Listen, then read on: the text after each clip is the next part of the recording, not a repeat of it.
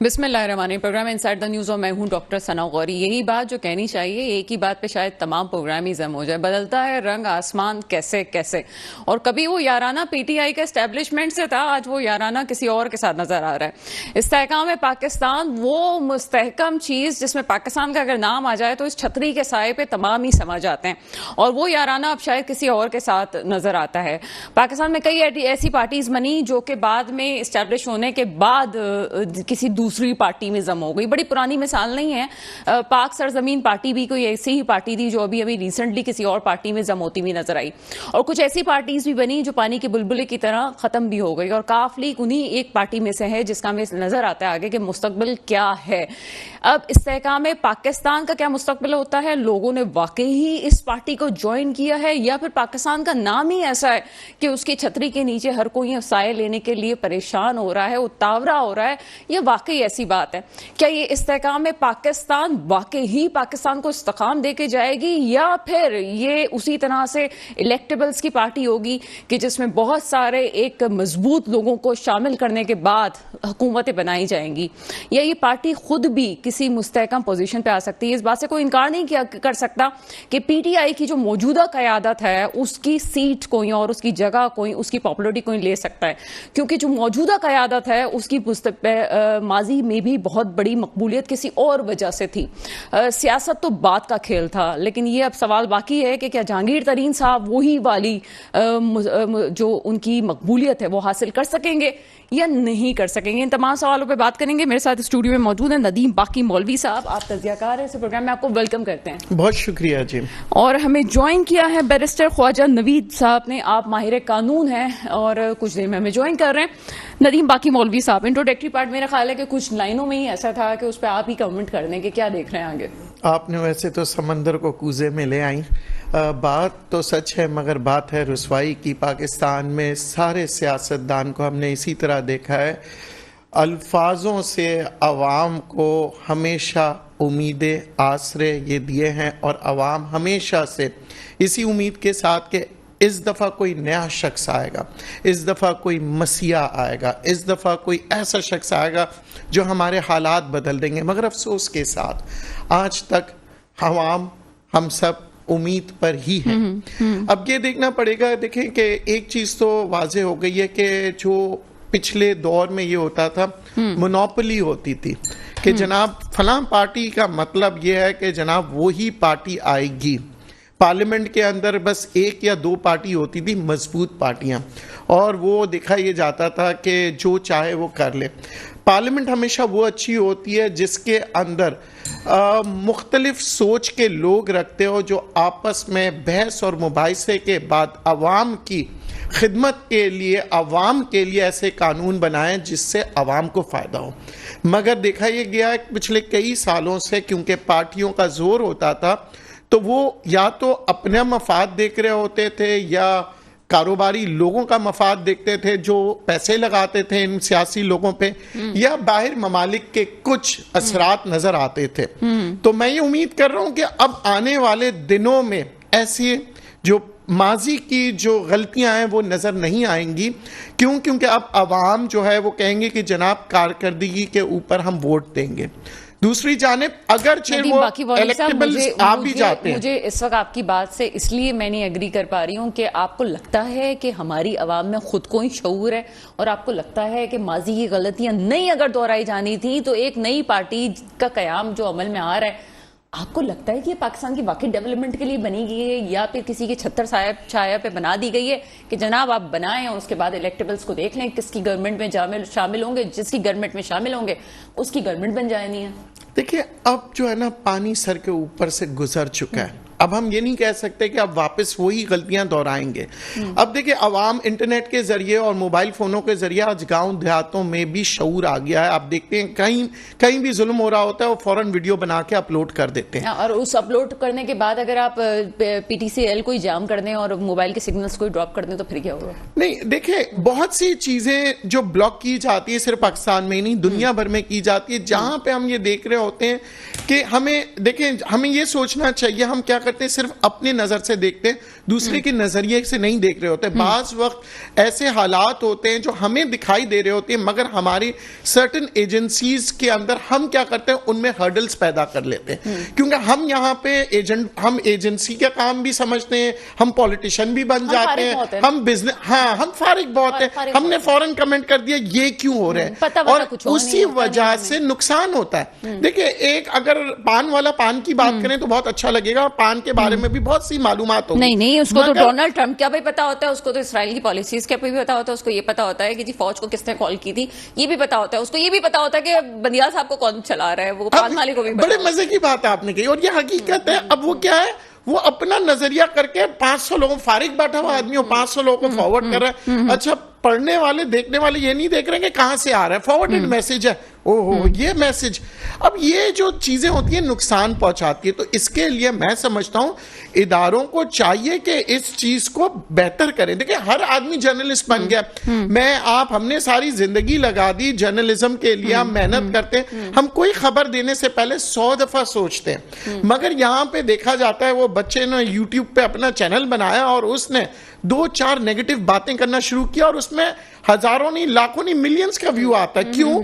क्योंकि उसको सपोर्ट किया जाता है हमारे दुश्मन ममालिक की तरफ से। बिल्कुल सही बात की, थोड़ी सी बात अलग हो जाएगी, लेकिन हकीकत यह है कि सहाफत में डॉक्टरी करने के बाद भी मैं अपना ट्विटर नहीं चला रही हूँ। इसकी वजह यह है कि बदतमीजी का जो तूफान है उसको आप कंट्रोल नहीं कर सकते। और नदीम बाकी मौलवी साहब की बात को इस तरह भी थोड़ा सा डिफाइन करना जरूरी है अपने लोगों के लिए, कि जो अभी 9 मई का वाकया हुआ, उसके बाद जो वाकयात हुए उसको एलिब्रेट करना इसलिए भी जरूरी है कि एक कयादत होती है पहले सफ की, दूसरी सफ की और फिर तीसरे सफ की। इस वक्त जो नुकसान पहुंचाया है सबसे ज्यादा मुल्क को, वो तीसरी सफ की कयादत लोगों ने पहुंचाया है, जो कि सिर्फ सियासी कारकुन होते हैं या फिर थोड़ी बहुत उसमें जो है एक सॉफ्ट कॉर्नर रखते हैं किसी पार्टी के लिए, और वो फिर अपना काम जो है वो सोशल मीडिया के हथियार के तौर पे करें, जिन्हें पता वता कुछ है नहीं, लेकिन वो आके बात भी करते हैं। इसमें पार्टी भी क्या करे जनाब। इसमें आगे बात करते हैं, बैरिस्टर ख्वाजा नवीद साहब माहिर कानून मेरे साथ मौजूद है। सर, प्रोग्राम में आपको वेलकम करते हैं। Thank you very much. Sir, क्या कहते हैं इस वक्त जो इस्तेहकाम में पाकिस्तान, बड़ा भारी लफ्ज है, इसमें पाकिस्तान आ चुका है, ये इस पे क्या कमेंट करेंगे? इसकी 76 जो है उसमें कौन आएगा? लफ्ज भी जो है वो जी उसी टाइप का लफ्ज है, तंजीम, इत्तेहाद, यकीन, मौकम। अब आगे उसके लगा ले इस्तेहकाम। अब तो सर, हमें तो इस पे एहतराम पे झुक जाना चाहिए, अगर ये आप 3 लफ्जों से मिला रहे हैं इसको। तो आप देखे ना, ये नाम वहां से ढूंढा है इन्होंने, उसी की लाइन में आता है इस्तेहकाम है पाकिस्तान। इससे पहले भी एक बनी हुई थी तकमील है पाकिस्तान पार्टी, वो ख्वाजा खैरुद्दीन के मरहूम के बेटे ने बनाई हुई थी, या उनकी अपनी थी पता नहीं। तो ये बनती रहती है इस तरह की पार्टियां, आपको पता है। पाक सर जमीन पार्टी का भी नाम ले लें सर, उसमें भी पाकिस्तान है। बहुत सही है। असल में ये गमले में उगती हैं, फिर वो गमले में जो पानी वानी देना होता है, बड़ी एहतियात करनी होती है। आपने बचपन में घर में पौधा लगाया होगा गमले में, आपको पता है 10 गमलों में लगाओ तो 3 में निकलता है। तो सर, जो पत्ता फिर पीला हो जाए या बढ़ने से इनकार करे तो उसको काट देना चाहिए? नहीं, वो सड़ जाता है खुद ही। अच्छा, खुद ही सड़ जाता है, ये बहुत अच्छी बात की आपने। आप याद करो ना बचपन का। जी सर, मैंने बचपन में लगाए थे गमले, तो वो 10 लगाए थे और मेरे ख्याल में 2 या 3 निकले थे, 7 सड़ गए थे। हाँ, तो सर इसका मतलब आप भी जमहूरी सोच नहीं रखते, आपकी बातों से लग रहा है सर। जमहूरी बहुत ज्यादा सोच है मेरी, लेकिन गमले वाली जमहूरियत नहीं जानता मैं, असली जेन्युइन जमहूरियत। चलिए सर, मुद्दे पे आते हैं। क्या कहते हैं सर, ये जहांगीर तरीन के साथ बड़े बड़े लोग शामिल हैं, क्या मुस्तकबिल देख रहे हैं आप? देखिए, बात ये होती है, आप भूल जाते हैं लोग हिस्ट्री ना। एक होती थी बहुत बड़ी तहरीक इस्तकलाल, उसके सरबराह थे air marshal retired Asghar Khan साहब। वो जब भुट्टो साहब जेल में गए तो तहरीक इस्तकलाल को आगे बढ़ाया गया, और तहरीक इस्तकलाल ने बाकायदा भुट्टो साहब की रिहाई के जुलूस और जलसे और निकाले। फिर असगर खान इतने पॉपुलर हो गए, मुझे याद है मैं उसमें ट्विटर में पढ़ता था, उन्होंने एयरपोर्ट से जुलूस निकाला, बस रोड पे रात को 2 बजे आके पहुंचा। इतना बड़ा जुलूस था, इतना बड़ा जुलूस था कि हम लोग एक्साइटेड यंग थे, मोटरसाइकिलों पे फिर वापस जाते थे, फिर आगे आते थे देखने के लिए कि जुलूस का दूसरा सिरा कहाँ है, और वो सिरा ही नहीं मिलता था, इतनी दूर था। तो वो इतने पॉपुलर थे, लोग फिर उनको हाथ हिलाते थे, वी बनाते थे, वो दिखाते थे। 11 फैसल पे सारी दुनिया साइडों पे थी, और उसके बाद आज पता नहीं असगर खान कहाँ है। उनकी जब पार्टी टूटी तो फिर आप देखें उसमें से नवाज शरीफ भी तहरीक इस्तिकलाल के मेंबर थे। मैं उनको मिला हुआ है तहरीक इस्तिकलाल मेंबर जिनका ऑफिस था मुशीर अहमद पेश इमाम, वो उस वक्त जनरल सेक्रेटरी थे पूरे तहरीक इस्तिकलाल के। ये एतवाज अहसन तहरीक इस्तिकलाल के मेंबर थे। मैं उनको मिला हूँ मुशीर पेश इमाम के दफ्तर में। निसार खोड़ो साहब तहरीक इस्तिकलाल के मेंबर थे। मैं उनको मिला हूँ इधर मुशीर पेश इमाम के ऑफिस में। तो वो जनरल सेक्रेटरी था, वो टिकट मांगते थे। ये लोग टिकट लेने आते थे और बाहर बैठे होते थे। PNA के टिकट उस जमाने में बड़ी मुश्किल से मिलते थे। नवाज शरीफ भी आया था, कई घंटे बैठ के गया था और मेरे ख्याल में उसने नहीं दिया था मुशीर पेश इमाम ने इनको टिकट। तो बात यह है कि ये पार्टियों में से पार्टियां निकलती हैं। असगर खान साहब भी बहुत पॉपुलर लीडर हो गए थे, लेकिन उनका भी अपना ये इमरान खान वाला वो था बिहेवियर, बड़ा स्टबन, अपनी मर्जी वाले थे वो। खैर ये हमले शमले उन्होंने नहीं कराए, ना उन्होंने को आगे लगाई। वो पीसफुल प्रोसेशन बहुत बड़े बड़े निकालते थे and he was very popular. आज इस पार्टी का नाम और निशान ही मौजूद नहीं है। जरा पता तो करेंगे किधर है तहरीक इस्तिकलाल। सारी तहरीक इस्तिकलाल से मुस्लिम लीग नून बन गई थी और वो बन गई थी मुस्लिम लीग जुनेजो, सारे के सारे उधर चले गए थे जवाहरलाल के जमाने में। अब ये इसी तरह ये बनी हुई थी, बहुत पॉपुलर थी, इतनी पॉपुलर हो गई थी लोग कहते थे कि ये जितनी भुट्टो साहब की पॉपुलैरिटी थी 71 में, तकरीबन उसके बराबर इमरान खान की पॉपुलैरिटी हो गई थी। और वो खंबा खड़ा करे तो खंबा भी जीत जाएगा। उस वक्त भुट्टो साहब ने वो इसका खुर्शीद शाह किसका भांजा था, कायम अली शाह का भांजा था, परवेज शाह साहब, उसको खड़ा कर दिया पीर पगाड़ा के अगेंस्ट।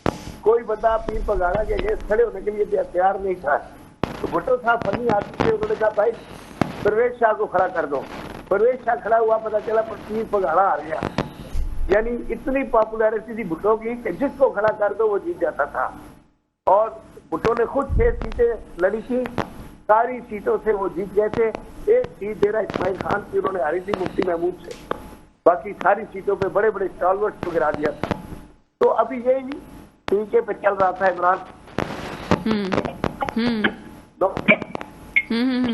सर आपसे एक बड़ा इंपॉर्टेंट भी क्वेश्चन पूछना है, थोड़ी सी आवाज में ही मसला हो रहा है। मैं ब्रेक पे जा रही हूँ, ब्रेक से जाने से पहले एक सवाल छोड़ के जा रही हूँ कि अगर आप दूसरों के जिन लोगों के कंधे पे सवार होके आते हैं तो फिर उन्हीं के खिलाफ बात क्यों करते हैं? या तो पहले आप सहारा ना लें, या फिर आप सहारा लेके आते हैं तो फिर उनकी तनकीद को, उनकी बातों को भी बर्दाश्त करें। ये आपने उस तहरीक इस्तिकलाल की बात की हो जिससे नवाज शरीफ साहब भी जिसमें शामिल थे और दूसरी पार्टियां फूटी हैं, और उसी तरह से और भी पार्टीज को देख लें जो एक मंसूबा 2010 में क्रिएट किया गया, उसको एंड जो है हमें 2022 में भी नजर आने लगा।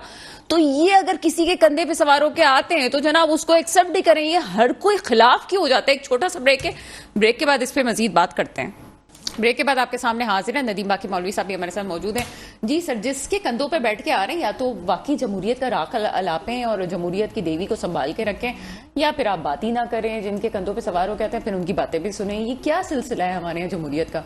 देखिए, यही तो अफसोसनाक बात है कि यहाँ पे क्या होता है कि एक लीडर होता है या समझ लें एक सेठ साहब होते हैं, उन्होंने मुख्तलिफ किस्म के अपने मैनेजर्स रखे हुए और मैनेजर ने काम वही करना है जो सेठ साहब कहते हैं। और हम माजी को भी देखते हैं हम। तो ये जो मैनेजर था जो चला गया, इससे के बाद मैंने इनकार कर दिया था। देखिए, मैनेजर्स मैं कहूँगा ये वो लोग होते हैं जो कि मुख्तलिफ जगहों से अपनी सीटें हासिल करके आते हैं, मगर एजेंडा इनका वही बॉस वाला होता है जो इनका लीडर कहता है।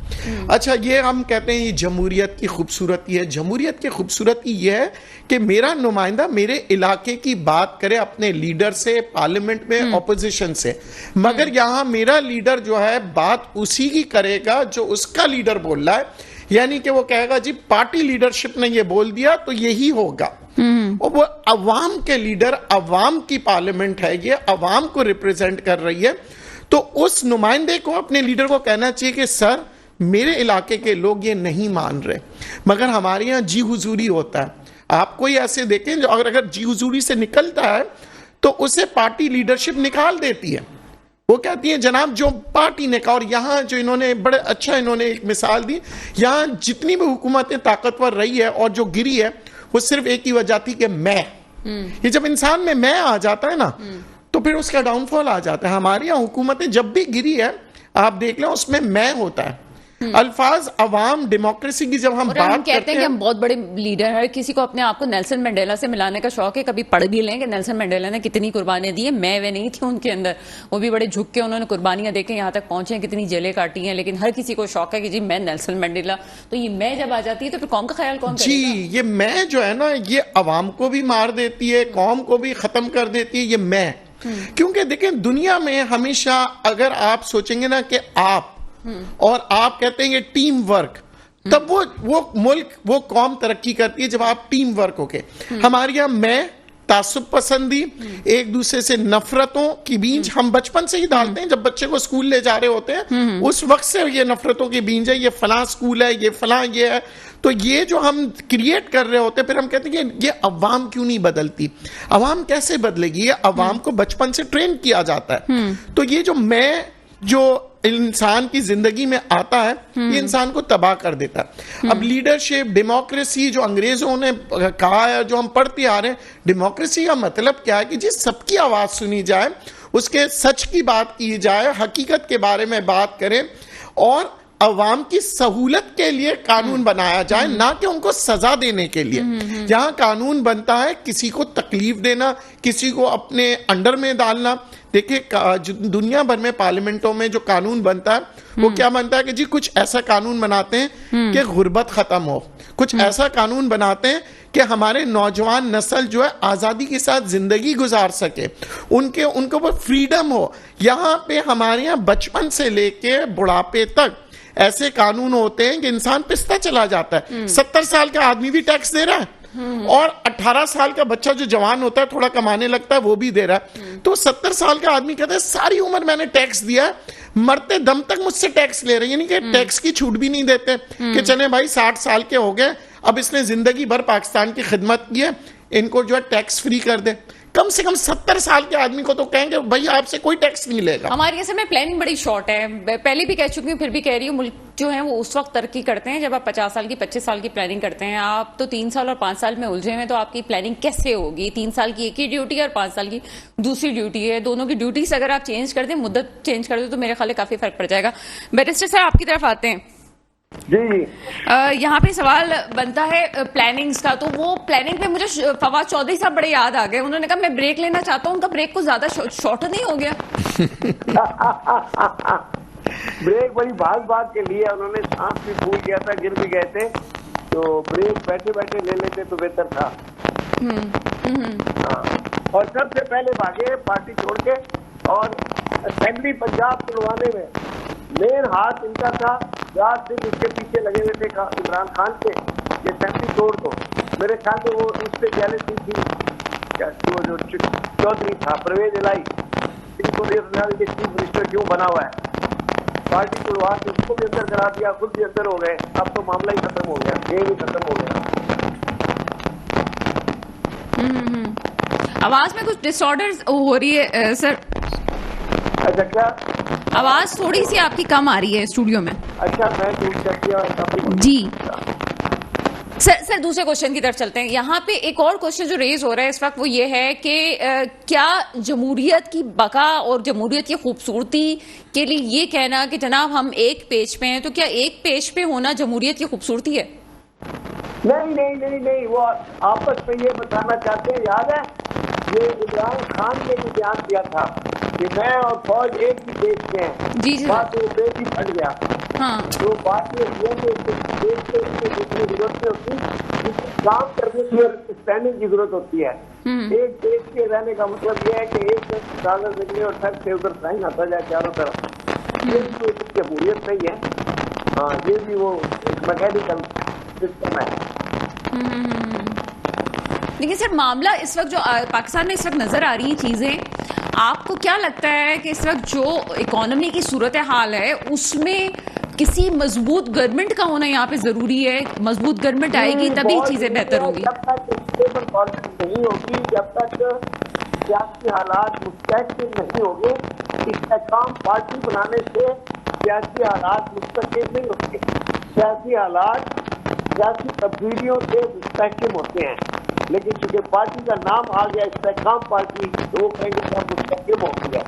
तो ये जब सियासी स्टेबिलिटी होगी तब मईशत आगे बढ़ेगी। देखिए बात सुने, आपने एक मिल लगानी है, आपने 100 करोड़ का इन्वेस्ट करना है, आपको ये पता ही नहीं कि सुबह प्राइम मिनिस्टर कौन है, चीफ मिनिस्टर कौन है, इलेक्शन कब होने हैं। Why should you put your 1 crore 100 crore rupees on the road? पता चलिए कल कोई सिक्योरिटी नहीं है, कोई कानून ही नहीं है देश में, तो आप ऐसे अपने 100 करोड़ का लगा देंगे, कभी नहीं लगाएंगे। और ये पाकिस्तानी नहीं रखेगा, बाहर वाला सवाल ही पैदा नहीं होता। तो वो क्या करेंगे ना, जवाहरलाल नेहरू कि मैं अपनी नीति नहीं बदलता, आप वज़ीर-ए-आज़म बदल देते हैं, मैं बात किससे करूं? अच्छा ख्वाजा नवीद साहब, थोड़ा सा लाइन में इशू आ रहा है, आपसे थोड़ी देर में मैं फिर बात करती हूँ। नदीम बाकी बालवी साहब के पास जाती हूँ। नदीम बाकी बालवी साहब, आप मेरे ख्याल है कि इसका बहुत बेहतर जवाब दे सकते हैं कि इस वक्त जो रीसेंट बात आ रही है, मुल्क में बेरोजगारी की शरह 11% तक पहुंच गई है, मुल्क में इकोनॉमी की सूरत निहायत खराब है, आपकी इम्पोर्ट एक्सपोर्ट जो है ठप हुई हुई है।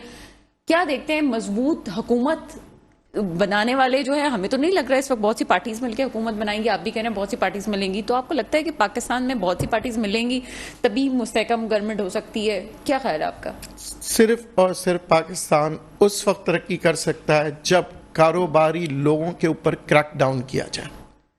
अच्छा, आज तक पाकिस्तान में लोगों ने ये चीज नहीं सोचा कि पाकिस्तान में अमीर अमीरतर होते जाता है और गरीब गरीबतर क्यों हो रहा है। कभी पाकिस्तान ने ये नहीं सोचा कि जनाब जो पॉलिसीज बनते हैं वो पॉलिसीज का फायदा कौन उठाता है, ये जो सब्सिडीज दी जाती है उसका फायदा कौन उठा रहा है, और कौन है जो पाकिस्तान के सियासी लोगों को ब्लैकमेल करता है, और ये किसका पैसा होता है जो सियासतदान बनाता है। अगर हम इसके ऊपर जहन लगाएं और इसके ऊपर क्रैकडाउन करें, और फिर हम देखेंगे जनाब, अगर पाकिस्तान में कई सालों तक पाकिस्तान में हम कहते हैं हुकूमत को डू मोर, तो दूसरी जानिब हम देखते हैं हम अपनी इंडस्ट्रीज की तरफ, आज तक इतने साल गुजर गए, किसी इंडस्ट्रीज ने सोलर की तरफ नहीं आए, यानी कमा इस मुल्क से रहे मगर लगा नहीं रहे। हमें पता है, कारोबारी लोगों को पता है कि जनाब बिजली की शॉर्टेज है, मगर कहा यह जाता है कि जनाब हुकूमत सब्सिडी दे, मगर हम जो है सोलर की तरफ नहीं जाएंगे। कभी कारोबारी लोगों ने आज से अगर 25 साल पहले 30 साल पहले कहा होता कि जनाब हम सोलर की तरफ जाना चाह रहे हैं, विंड एनर्जी की तरफ जाना चाह रहे हैं, हुकूमत हमें ऐसे। नदीम बाकी साहब बड़ी मासूम बात कर रहे हैं, केई वालों का क्या होगा अगर आप जो है सोलर की तरफ चले गए, वो तो वैसे ही परेशान है कि लोग सोलर पे ना जाएं। इस वक्त जो है बैरिस्टर साहब भी लाइन पे मौजूद है, उनसे बात कर लेती हूँ। सर, ये कल सवाल मैंने पूछा था, मुझे कोई तसल्ली बख्श इसका आंसर नहीं मिला, आप शायद इसका बहुत बेहतर तरीके से जवाब दे सकते हैं। आर्मी एक्ट 1953 और ऑफिशियल सीक्रेट एक्ट 1953, सिविलियन किस तरह से इसमें अंडर आ सकते हैं? ऑफिशियल सीक्रेट एक्ट में तो हमें कुछ चीजें नजर आती हैं कि चलिए जी सिविलियन आ सकते हैं। सिविलियन जो होते हैं जी सर, वो सब्जेक्ट टू आर्मी एक्ट हो जाते हैं और ट्रायल बेसिस, अगर उनके साथ कोई आर्मी का बंदा मुलविस हो, को एक्यूज हो जाए तो भी हो जाते हैं। एक मैंने केस पढ़ा था, उसमें वो पेट्रोल सप्लाई करता था आर्मी को बंदा, तो वो आधा पेट्रोल सप्लाई करता था और पूरे के ऊपर फाइन ले लेता था। उसके अंदर वो जो डिलीवरी लेता था बंदा फौजी था, वो मिला हुआ था, वो पकड़ा गया। तो हमारा ये जो प्राइवेट आदमी था, इसको भी आर्मी टैक्स के तहत सजा हुई और केस भी इसका वहां चला। इसी तरह अभी जो गवर्नमेंट इंस्टॉलेशन के ऊपर, आर्मी की इंस्टॉलेशन के ऊपर लोगों ने हमले किए हैं, तो चूंकि आर्मी की जायदाद के ऊपर आपने हमला किया है, तो आर्मी का एक्ट जो है वो एक्टिव हो जाएगा और वो मुकदमा जो है मिलिट्री कोर्ट में चलेंगे। सर, ये मिलिट्री कोर्ट में जो मुकदमा थे, ये बाजी करीब में हमें कराची की पार्टी के ऊपर भी चलते हुए नजर आए, उसकी क्या वजूहत लगती थी आपको? वो उस वक्त भी तो याद था, वो तो टेररिज्म एक्ट के तहत चलते थे। हाँ, वो उसमें एंटी टेररिज्म एक्ट था, उसमें आर्मी के साथ झगड़ा नहीं था। वो टेररिस्ट एक्ट थे, तो उसके तहत उनको चलाया गया था। लेकिन सर, कुछ तंजीमें थी कराची में, तो कुछ मजहबी भी थी, कुछ सेक्टेरियन भी थी। और 2016 की बात है ना? जी जी जी जी। सर, आप मुझे सुन सकते हैं? अच्छा, चलें जी, कॉल जो है वो होल्ड पे जा चुकी है। नदीम बाकी मौलवी साहब, जो सूरत हाल अभी आपको लग रही है पाकिस्तान में, आपको लगता है कि इलेक्शंस टाइम पे हो जाएंगे? देखिए, इलेक्शंस के बहुत से सर्कमस्टांसेस देखने पड़ते हैं। हमारे यहाँ अवाम क्या है, वो फौरन देखें इस किस्म की गुफ्तगू जो कर रहे थे अभी, ये बेमानी गुफ्तगू होती है। क्यों? क्योंकि देखिए, हर इदारे को अपना काम करने दे। ये भी एक इदारे से इनकी वाबस्तगी रही है। तो देखिए, ये नहीं कह सकते कि जनाब अगर एक आदमी किसी घर में आके चोरी करता है तो दूसरा अगर घर मोहल्ले में भी चोरी होती है तो कहेंगे जनाब इन्होंने तो एक, देखिए चोरी चोरी है, चाहे 10 साल पहले की हो और उसकी 10 साल पहले भी सजा दी गई हो और इस साल भी चोरी की गलत तो हुआ है ना, तो जो गलत होगा तो देखिए जो गलत गलत होगा तो, मगर यहाँ क्या एक अजीब सा रंग दे देते हैं, मजाक मस्ती। और ये एक ऐसे टीवी चैनल्स पे ये कह देना, मैं समझता हूँ बड़ा गैर मुनासिब चीज होती है, क्योंकि आप जजमेंट नहीं दे सकते, आप नहीं कह सकते, आपकी जो व्यूज हैं देखिए it should be very much to it के पॉइंट टू पॉइंट, कि अगर 4 आदमी ने ट्रैफिक सिग्नल तोड़ा तो आप कहेंगे नहीं जनाब मुझे भी वही सजा दे रहे हो, उसको भी वही दे रहे हो, जाहिर है चारों को वही सजा मिलेगा। क्यों? क्योंकि चारों ने ट्रैफिक तोड़ा है। तो ये मैं वाजे करना चाह रहा था। मगर बहरहाल हर एक इंसान की यही खूबसूरती है डेमोक्रेसी की और हमारी अपने जर्नलिज्म की, कि हर इंसान को मौका दिया जाता है कि वो अपनी, हम बाइस नहीं होते, जो जिसकी राय है उसको सामने लाते हैं और हमारे फर्ज है कि जाहिर है हम ना बात करें। आपकी राय, ना मेरी राय, ना चैनल की राय, वो एक पर्सनल इंडिविजुअल की राय होती है। तो मगर अब हम बात कर रहे थे कि जनाब पाकिस्तान को डेवलप करने के लिए हमें क्या क्या करना चाहिए। तो हमें ये देखना चाहिए कि जनाब सबसे पहले मईशत को बेहतर करें और फिर हमारे यहाँ हुब्बुल वतनी लेके आए। हमारे यहाँ क्या है, तनकीद बराए तनकीद, उसमें हम समझते हैं हम बड़े पॉपुलर हो जाएंगे, या कभी हम इदारों को तनकीद कर रहे हैं, कभी हम किसी को तनकीद कर रहे हैं, मगर हम अपने आप को मिसाल बना के नहीं लेके आ रहे। हम अपने आप को ये नहीं कह रहे हैं कि भाई आए हम कोई सजेशंस की तरफ आए।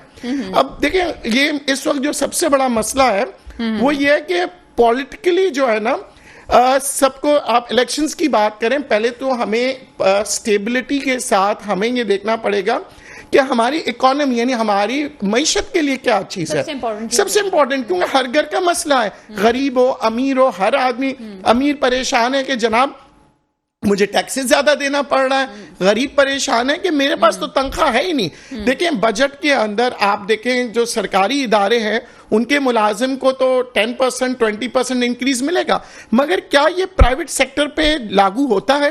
क्या प्राइवेट सेक्टर 20% बढ़ाएगा? तो ये कौन सा कानून बनाएंगे और कौन है जो जाएगा और कहेगा कि जनाब सरकारी इदारों के 20% बन गए, आप प्राइवेट सेक्टर के क्यों नहीं देते? सरकारी इदारों के पेंशन्स होते हैं, मगर जो गैर सरकारी इदारे होते हैं प्राइवेट, उसमें कोई पेंशन्स नहीं होता है। तो हमें पार्लियामेंट में बैठ के देखना पड़ेगा कि जनाब देखें हर चीज का एक सिस्टम बनाए। सिस्टम के अलावा मेरा ख्याल है कि जो लोग बैठे हुए उनको ये भी नहीं पता कि हमारे पास कितने रिजर्व्स रखे हुए हैं। इतने कम रिजर्व्स के साथ तो कोई मुल्क नहीं चलता, लेकिन इस वक्त किसी को इस बात की फिक्र नहीं है कि IMF ने आपसे आंखें फेर ली हैं, चाइना ने थोड़ा सा आपका हाथ थोड़ा सा कंधा क्या थपथपा दिया, नून लीग वाले खुश हो गए कि शायद वापस से सांस लेने का मौका मिल जाए। लेकिन हकीकत ये कि नून लीग ने अगर बहुत भी अपनी पॉलिसीज को चेंज करने की कोशिश की तो लगता नहीं है बहुत कम टाइम है उनके पास कि वो आवाम में मकबूलियत हासिल कर सके। देखिए बहुत जल्द ही, मैं आपकी बात से मुत्तफिक नहीं हूं, बहुत जल्दी मईशत बेहतर हो सकती है। सबसे सबसे पहले कि आप अपनी ये जो स्मगलिंग हो रही है ना, अफगान बॉर्डर ये वगैरह स्मगलिंग रोक दें, ठीक है? क्योंकि हमारा सबसे बड़ा देखिए गंदम हमारा स्मगल्ड आउट हो जाता है, डॉलर हमारा स्मगल्ड आउट हो जाता है, और फिर वो लोग के ऊपर क्रैकडाउन करें जो डॉलर का खेल खेल रहे हैं कि एक दिन में 10 रुपए ऊपर बढ़ाया, दूसरे दिन में 25 रुपए गिरा दिया। तब भी हम अपनी फौज की तरफ देखते हैं, बुरा भला भी फौज को कहते हैं, जाओ कोई काम बहुत प्यारी बात कही आपने। देख रहे होते फौज करेगी, क्यों भाई तुम्हारी गवर्नमेंट क्यों है, तुम क्या काम कर रहे हो? अब देखिए ना, यही बात है कि जनाब हमें अपने अंदर जो है ना पहले इस्लाह करनी होगी, हमें अपने आप को बेहतर करना पड़ेगा।